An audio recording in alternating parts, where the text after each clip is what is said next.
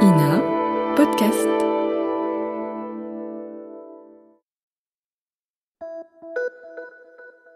Salut, c'est Clara de l'Ina. Cette semaine, dans La vie d'avant, je vous emmène à la rencontre de l'hôtesse du Carlton, à Cannes. On est en 1951, 40 ans pile après la construction du fameux palace classé monument historique. 3 ans plus tard, en 1954, Alfred Hitchcock y tourne La main au collet avec Grace Kelly et Cary Grant. Mais c'est sur d'autres clients de marque que Mademoiselle Tesser nous partage ses anecdotes. Eh bien, puisque nous parlons de la blanchisserie, nous y voilà, ou plutôt non, voilà la personne qui s'en occupe le plus, puisque c'est elle qui est la gouvernante, l'hôtesse du Carlton, si je puis dire. C'est Mademoiselle Tesser. Du reste, on ne vous appelle pas du tout l'hôtesse du Carlton parmi les femmes de chambre et valets de chambre, n'est-ce pas, mademoiselle? Non, on appelle l'adjudant du régiment parce que le personnel, naturellement, me voit toujours passer un peu comme un gendarme. Vous êtes si méchante avec eux? En général, je suis juste avec eux, mais je dois être sévère, c'est mon rôle et je ne peux rien leur passer. Et alors, de quelle façon êtes-vous sévère? Eh bien, je tiens à ce qu'ils soient toujours bien stylés auprès du client, qu'ils répondent aussitôt que possible au coup de sonnette et qu'ils soient toujours là, présents, et surtout qu'ils ne soient pas toujours devant le client à attendre qu'on leur donne quelque chose. Oui. On m'a dit tout à l'heure, je ne sais pas si c'est vrai, ça, vous allez éclairer ma lanterne, que lorsque le roi Farouk est arrivé avec sa suite, vous savez qu'il avait demandé 22 chambres, donc il y avait quand même pas mal de personnes, et toutes les valises ont été défaites et on a envoyé tous les vêtements au pressing. Et il paraît qu'on a mis à peu près 4 heures pour faire ces vêtements et que ça a coûté 94 000 francs. Oui, c'est à peu près le chiffre que je pense qui a été fait parce que ce jour-là, vraiment, on a tout abandonné pour satisfaire le roi Farouk, qui avait descendu même des costumes qui avaient été repassés ailleurs parce qu'il trouvait que ça avait été très très bien fait l'année dernière. Ah bon? Oui. Ben, même un tout petit pli, il le fait refaire quand même. Oh, oui. Même les draps, qu'est-ce que vous en faites? Vous les changez tous les jours chez les clients? Draps, presque tous les jours. Il y a des clients moins exigeants, mais surtout la clientèle américaine exige que leurs draps soient changés chaque jour. Ainsi que les thés, les peignoirs et tout ce qui suit dans une salle de bain. Oui, bien sûr, mais est-ce que vous n'avez pas eu une exigence particulière d'un client pour les draps, justement? Oh, si, autrefois, peut-être en 1930 ou 31, il y avait un Serbe ici qui exigeait qu'on lui change les draps au moins 5 ou 6 fois par jour. C'est-à-dire, chaque fois qu'il s'asseyait par hasard sur son lit et qu'il les chiffonnait, il demandait à ce qu'on lui change les draps. Et il voulait des draps repassés spécialement à la main, glacés. Et 5 ouvrières passaient des heures entières avec un petit fer à la main pour repasser ces draps humides, qu'il fallait qu'ils soient toujours glacés, car il ne voulait pas se coucher dans les draps qu'ils ne soient pas glacés à mi-donner. Oui, c'était assez spécial. Et j'espère qu'il n'y avait que pour les draps qu'il était spécial, ce monsieur Serbe. Il était très original pour tout. Par exemple, il aimait beaucoup manger un petit cochon de lait. Alors souvent, il descendait lui-même à la cuisine, se déguisait en cuisinier et se faisait photographier pendant qu'il découpait le cochon lui-même. Oui, bon, eh bien, je crois que nous n'ajouterons aucun commentaire pour ce client. Est-ce qu'il y a des façons de dormir différentes avec les... Chaque client, s'il y a 500 clients, vous êtes sûr qu'ils dorment, les 500 clients dorment d'une façon différente. Qui veut un oreiller de crin, qui veut en plume, qui veut dur, qui veut mou. Et beaucoup, surtout d'Américains, me demandent de mettre une planche sous leur lit. Et pourquoi ça? Ce sont les femmes ou les hommes qui vous demandent ça? Surtout les femmes. Et je ne comprenais pas pourquoi, jusqu'un jour j'ai posé la question à une Américaine qui m'a dit qu'il y avait un nouveau médecin en Amérique qui prétendait que si chacun dormait sur une planche, qu'après l'âge de 50 ans, personne n'aurait le dos voûté. Et je crois qu'elles font ça par coquetterie. Mais alors vous aviez des planches à leur disposition? J'en ai fait faire, j'ai commandé des grands morceaux de contreplaqué sur 2 mètres de long et 1 mètre de large pour les petits lits et 2 mètres de large pour les grands lits. Et je les garde à leur disposition. Maintenant, est-ce qu'on vous en demande encore ces planches? Moins cette année. Je ne sais pas si les mêmes clientes qui l'a demandé l'année dernière ne le réclament pas cette année. Elles ont dû changer de docteur. Probablement. Oui. Et le roi Farouk, il a un lit spécial, je pense. Il a un lit spécial que nous avions fait faire pour lui l'année dernière, qui mesure 2,15 mètres de long et 180 de large.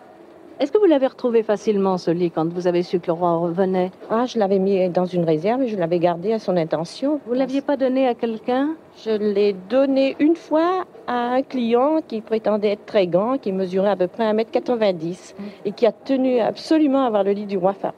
Bien, puisque nous parlons du roi Farouk et de sa suite, restons-y. Parlons un petit peu de la reine. Est-ce que vous l'avez vue? Je l'ai aperçu le jour de son arrivée. Naturellement, c'est très difficile de l'approcher, étant donné qu'il ne faut jamais rentrer dans sa chambre s'il n'y a pas ou sa première femme de chambre ou un garde d'honneur qui est là, qui surveille. Nous donnons les draps nous-mêmes. Quelle sorte de drap? Nous donnons des draps de soie rose pour la reine et des draps de soie blanc pour Sa Majesté le Roi. Nous ne passons qu'après le service pour faire le ménage. Oui. C'est surtout son personnel qui s'en occupe. Oui, vos femmes de chambre ne s'en occupent pas, et là, sa femme de chambre particulière. Oui, qui s'occupe de tout. Le fleuriste vient ranger les fleurs. Quel genre de fleurs Elle aime-t-elle? surtout les fleurs bleues et les fleurs qui n'ont pas beaucoup de parfum, car le parfum la dérange. Alors, qu'est-ce que vous lui donnez comme fleurs? Des hortensias? Des hortensias, des glaïeuls, des orchidées. Qui fait son lit, la reine? C'est toujours sa femme de chambre personnelle qui fait son lit. Bien. Alors maintenant, lorsqu'elle se couche, elle met certainement, comme tout le monde, ses chaussures à la porte. Enfin, elle les fait mettre en mettant. Non. On On les lui ne fait voyons aussi. rien. C'est Bon. sa femme de chambre personnelle qui fait tout. Mais les autres clients mettent leurs chaussures à la les porte. clients, Est-ce que oui. vous avez des chiffres? Est-ce que vous pouvez nous dire il y a- combien par jour on doit cirer de paires de chaussures? J'ai calculé un jour que rien que sur un étage, on avait ciré au moins 180 paires de chaussures, ce qui représenterait 1080 paires sur tous les 6 étages.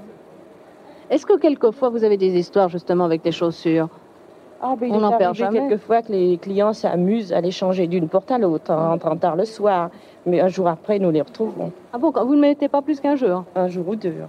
Mais ils n'en prennent jamais, ils n'en emportent pas avec eux. Rarement. C'est arrivé peut-être une fois depuis que je suis dans l'hôtel, mais rarement. Et est-ce que les clients emmènent quelquefois des choses appartenant à l'hôtel? Surtout les peignoirs de bain. Ça, ces peignoirs de bain marqués Carlton Hotel dans le dos les intéressent beaucoup. Mais pourtant, j'imagine que la plupart d'entre eux ont aussi des peignoirs de bain. Et je ne sais pas ce qui les attire. Entre les... Peut-être la marque Carlton. Parce que c'est Carlton Hotel, c'est pour montrer qu'ils sont venus à Cannes et au Carlton Hotel. Remarquez qu'on peut trouver quelquefois, quelque chose de plus petit qu'un drap. Ils m'emportent bien tous les cendriers et les cintres. Enfin, en général, tout ce qui est marqué Hôtel Carlton et même quelques cuillères, fourchettes, tout ce qu'ils peuvent prendre. Mais enfin, des draps de lit, ça c'est un peu encombrant. Ils n'en Oui, ont bien pas sûr. encore apporté. Bien sûr. Est-ce que vous changez beaucoup de cendriers? Je veux dire par là, est-ce qu'il y a une grande consommation de cendriers du fait que les clients les prennent? Vous en changez combien? C'est difficile à dire ça. Hein? Oui, étant donné que chaque client emmène au moins un cendrier. Je suis sûre que sur 500 clients, il part presque 1000 cendriers. Est-ce que vous avez eu des vedettes de cinéma déjà dans leur intimité? Je veux dire par là, dans leur chambre, puisque vous vous occupez spécialement des étages. Oui, nous avons eu ici, il y a 3 ou 4 ans, il y a eu Martine Carole qui a eu une histoire ici. Ah, laquelle? Un soir, elle est arrivée avec un joli petit chien et elle rentrait dans un appartement qui avait eu un tapis mi-neuf depuis 4 ou 5 jours. On prévient Martine Carole de faire très attention, qui répond que son chien est très très propre. Et naturellement, l'accident est arrivé plusieurs fois. Et ce même soir, ce petit chien s'était sauvé par les balcons et avait presque fait tout le tour de l'hôtel en sautant au 6e étage d'un balcon à l'autre. Si bien que le chauffeur qui courait après le chien était passé d'un balcon à l'autre, Oui, devant chaque fenêtre. Les yeux horrifiés des Oui, clients. les gens étaient épouvantés, mais le chauffeur ne voyait qu'une chose, c'était de rattraper le petit chien qui avait fait le tour de l'hôtel. Mais cette histoire a coûté très cher à Martine Carole parce qu'on a été obligé de faire changer les 2 tapis de la chambre et du salon et ça lui est revenu environ 200 000 francs. Oui, c'était des vacances quand même moins agréables que ce qu'elle escomptait. C'était vraiment indispensable. Est-ce qu'elle avait amené beaucoup de robes du soir, Martine Carole? Comme la plupart des clients. Comme beaucoup de clientes, elle avait apporté des quantités de robes du soir. À ce sujet, dernièrement, nous étions très, très occupés, surtout le soir des bals des petits lits blancs, où il est passé plus de 60 robes du soir à repasser dans l'espace de 4 heures. Eh bien, une cliente qui en a donné 5 et voulait absolument qu'on lui repasse les 5 en peu de temps. Je suis allée voir cette cliente, je lui dis, mais madame, vous n'allez pourtant pas mettre les 5 robes ce soir. Ah, elle dit non, mais au moment de m'habiller, je ne saurais pas laquelle il faudra mettre, je veux les avoir toutes les 5. Il a fallu repasser les 5 quand même. 5, oui. Ah, bien. Eh bien, mademoiselle Tesser, je crois que maintenant nous avons fait à peu près un tour d'horizon complet. Non, il me reste à vous demander, je crois, quels sont les clients les plus difficiles à servir. Eh bien, les Anglais sont très, très difficiles à servir. Pourquoi? Parce qu'ils savent ce qu'ils veulent, ils sont en général toujours très bien servis chez eux, ils demandent un personnel très stylé, ils sont vraiment les plus difficiles. Oui, mais enfin, qu'est-ce que vous appelez exactement un personnel très stylé? Je crois que le personnel est stylé avec tout le monde. Alors, qu'est-ce que demandent en plus les Anglais? Un service particulier. L'Anglais a vraiment l'habitude d'avoir chez lui un valet de chambre, femme de chambre particulière, qu'il n'amène pas toujours avec lui. Et il veut que le valet d'étage lui fasse son service privé. Oui, qui deviennent son valet de chambre particulier. Oui. Bon, et les Américains? Les Américains, eux, non, sont plus faciles. À part la question que je vous ai dit tout à l'heure, ils veulent les draps changer chaque jour, et leur linge blanchi très rapidement. Ils ne sont pas très difficiles pour le service. Oui. Et puis les planches, enfin non, plus de planches maintenant pour dormir. Oui. Oui. Mais il n'y en a pas d'autres qui demandent autre chose que des planches? Ça, naturellement, il y en a toujours qui, en arrivant, si c'est un grand lit, veulent 2 petits lits. Ceux qui ont les 2 petits lits veulent le grand lit. Ça arrive très souvent.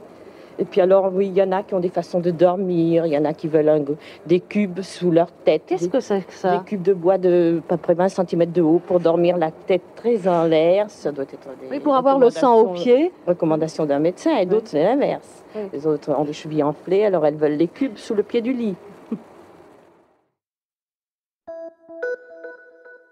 Voilà, c'est la fin de cet épisode de La vie d'avant, produit par Lina. N'hésitez pas à nous mettre 5 étoiles s'il vous a plu, et abonnez-vous pour ne louper aucun épisode sur votre plateforme d'écoute préférée. On se retrouve la semaine prochaine pour un nouvel épisode de La vie d'avant.